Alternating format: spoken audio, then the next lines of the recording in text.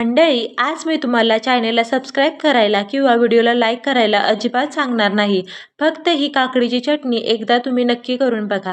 खात्री आहे एकदा खाल्ली की पुन्हा पुन्हा बनवाल. सगळ्यात आधी मिक्सरच्या भांड्यामध्ये 1 वाटी काकडी, 3 चमचे फुटाण्याची डाळ, 3 चमचे सुक्या खोबऱ्याचा खीस, त्यामध्ये 5 ते 6 लसूण पाकळ्या, 1 इंच आलं, हिरवी मिरची, चवीनुसार मीठ, साखर, जिरे, 2 चमचे दही आणि कढीपत्त्याची पानं घालून घेतलेत.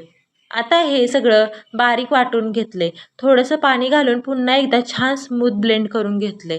यानंतर तेलामध्ये मोहरी, जिरे, कढीपत्ता आणि सुक्या लाल मिरचीचा छान तडका देऊन घेतलाय. तो देखील चटणीमध्ये घालून घेतलाय. ही काकडीची चटणी टोमॅटो डोशासोबत तुम्ही एकदा नक्की ट्राय करा. ह्या दोन्हींचा डिटेल व्हिडिओ मी ऑलरेडी चॅनलवरती अपलोड केला आहे. तुम्ही नक्की बघा. व्हिडिओ आवडला असेल तर लाईक करायला अजिबात कंजूसी करू नका आणि चॅनलला सबस्क्राईब करायला विसरू नका.